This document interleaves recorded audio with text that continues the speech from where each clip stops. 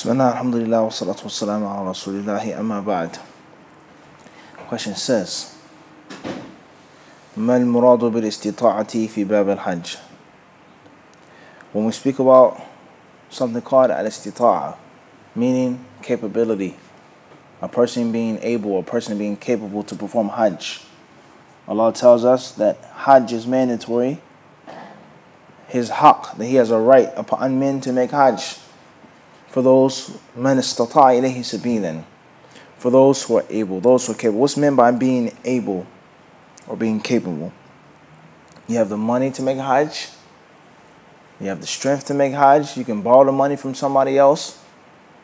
A woman doesn't need a mahram. What's meant by being able, being capable to make Hajj? The answer says, al-istita'atu hiya an yamlika ash-shakhsu ma yakfihi li hajjihi wal 'awdati minhu ويملك قوت أهله حتى يرجع من الحج كفاية تامة وأن يكون صحيح البدن والطريق آمنة وأن يكون صحيح البدن والطريق آمنة ولم تمنع الدولة الدخول إلى مكة مع وجود أجرة ما يركب عليه الحاج كالطائرة أو الباخرة أو السيارة ذهابا وإيابا. He says this means for a person to own, for a person, listen carefully, for a person to own, not to have. I have money, but it's not mine. I have money, but it isn't mine. But for a person to own, that which will suffice him to go and to come back. Not that which you'll barely get by, that which will suffice you to go and to come back. Along with the necessary provisions and the staple maintenance of your family when you're gone. So you have enough money to take care of your people at home, you have enough money for your trip there, and you have enough money to come back. So obviously that's going to be much more than general $8,000, $10,000. Hajj, you're going to be going for 2 weeks, 10 days, 8 days, however long you're going to leave for. That means your wife, your children have what they need. Your bills will be paid. Everything is taken care of while you're going. You have a pet, your cat. You have an automatic feeder, water and food, automatic litter changer. That's enough. Not that the cat is going to starve and die of thirst when you're going. Many people, they don't realize this. One of the most important concepts of traveling and speaking metaphorically with regards to warfare is logistics. Logistics, as Napoleon said, Bonaparte, he said an army marches on its stomach. It's not just enough that you have the ability to fight and you have numbers to fight, but you have to feed the army going. You have to feed the army coming back. The women and children who aren't fighting, they have to be taken care of as well. There has to remain peace and safety and order at home and your territories when you're not there, even after you've conquered. Conquering is one thing, ruling is another. So many Muslims, they make this capital mistake. They think, I have the money to go make Hajj and that's it. But the people back home starve. The Prophet said that a woman went to the hellfire because she starved the cat to death. Because she starved the cat to death. She didn't let it go eat, nor did she feed it and give it drink herself. So the point that we're trying to make is there's only 1 point. 1 point, 1 point only. And that is what's meant by going, what's meant by coming back, and what's meant by sufficing the people whom are your beneficiaries when you're going. All of that has to be done for you to be able to make Hajj. So if you have enough money for the ticket and the visa, but you don't have enough money for lodging there, or food there, or transportation there, or you don't have an emergency stash of money, which is just as important, in case you lose this, in case this goes, whatever is needed, you have to have that money. He then says, thirdly, he says, kifayatan tamatan, completely, not just a little bit, barely getting by. Totally stable. It doesn't have to be luxury, but you have enough. What's needed, and as I said, emergency money. The bill that you fold up and you put in your wallet or your fanny pack or whatever you keep your money, that is enough. He says, after that, وَأَنْ يَكُونَ صَحِيحَ الْبَدَنِ, your body has to be strong. Your body has to be healthy. You have to have the ability to perform the Hajj. It doesn't mean you have to have muscles, big and strong and tall and powerful, but you have to have strong legs to walk, to stand, to protect yourself in case of a stampede or getting pushed over or thrown over. You have to be in good health not to suffer from heat stroke. You have to be in good health not to have this disease or this infection, and the list goes on. He then says, وَالطَّرِيقُ آمِنَةٌ, and the road has to be safe. He says the road must be safe. It cannot be dangerous. It cannot be something which is harmful and a great amount of fear. It has to be safe. It doesn't mean that there's no challenge or no challenges. It doesn't mean that there are no hardships or difficulties, but it can't be something which is the percentage of danger is higher than the percentage of what? Of safety. He says, rahimahullah ta'ala, وَلَمْ تَمْنَعِ الدَّوْلَةُ الدُّخُولَ إِلَى مَكَّةِ, and your country allows you to go to Mecca. Your country allows you to go to Mecca. Meaning, there is no political embargo or blockade. There's nothing which will stop you and harm you or keep you from going to Mecca with regards to the political situation. And this may also include making an illegal Hajj and things like this. So you have to have the necessary paperwork, and you have to have the necessary what? The necessary admissions to go to Mecca. Then obviously someone's going to say, well, this is not in the Sharia, this amount of money and these pictures and so on and so on and so forth. But what will happen if everyone they start taking things into their own hands? What would take place? It would be chaos. People that complain about traffic tickets and traffic police complain, they curse them. Wallahi, the brother came into the masjid, there's a traffic cop for Jummah. You should have saw how the brothers were looking at him. They're looking like, what are you doing here? Are you a Muslim? No one likes these people.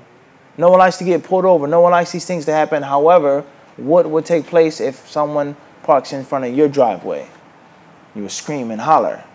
What happens if there's a fire and someone parks in front of the fire hydrant and your family dies from smoke inhalation and your clothes are burnt up and your house is all watered from the hoses? Now, what would take place if there was no law and no order? If everyone did what they wanted to do, because you don't have to do it. So you have to be careful.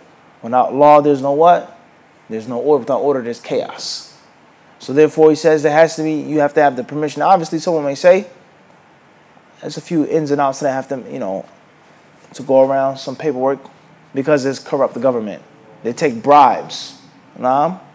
Or they'll never ever allow me to go make Hajj because of the lottery. It's so ill prepared, grossly ran, etc. But the general rule.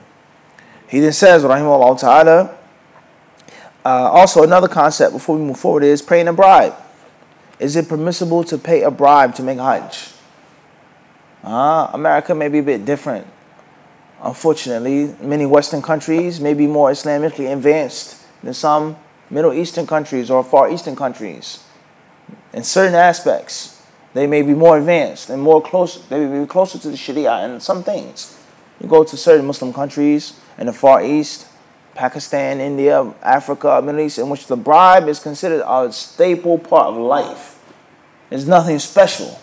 You drink tea and biscuits. You get stopped, bribe. You go to a store, bribe. You get a marriage contract signed, you have to what? Say, grease my palm. What? Let me wet my beak.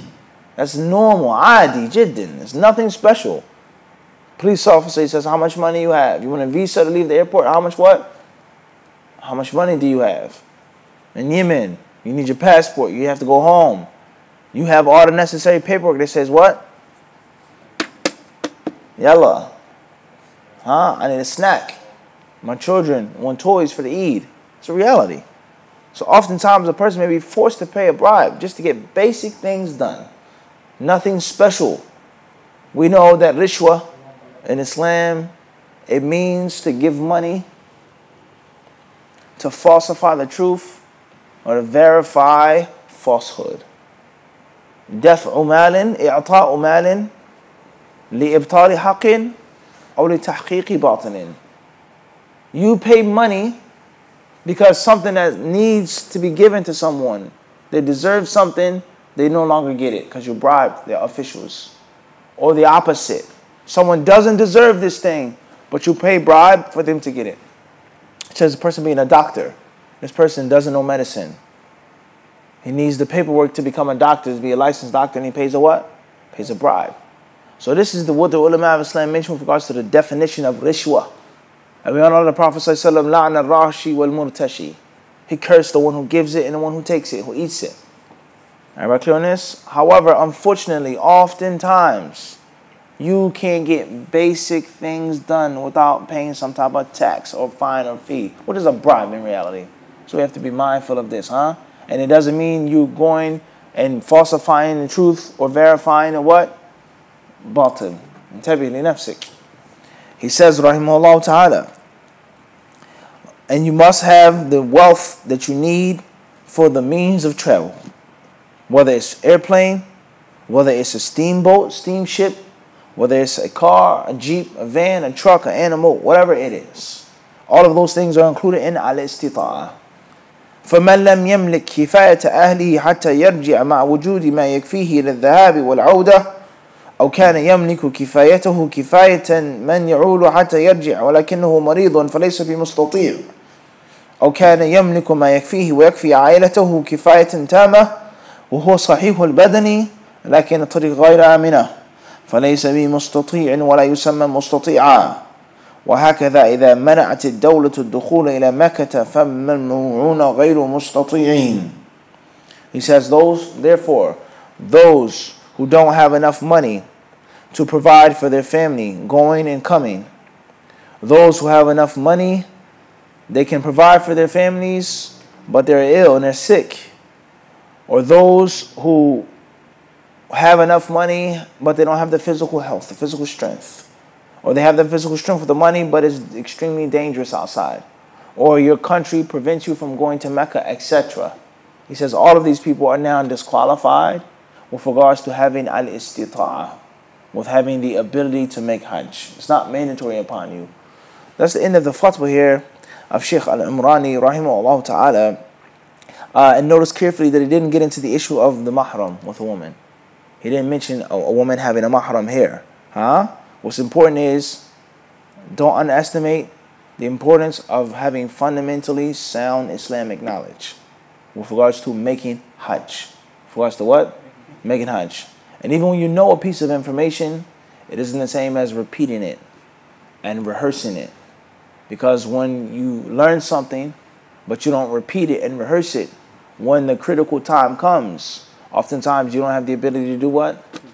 To do it because of the emotions or the physical weakness or stress or just pure chaos. It's 1 million people around you, literally. There's sounds, smells, things moving, all types of things happening, and you just forget. Unless you've read it and studied and what? Rehearsed it. And then what? Unless you've rehearsed it. Allah Azza wa Jalla surely knows best. Walhamdulillahi Rabbil Alameen.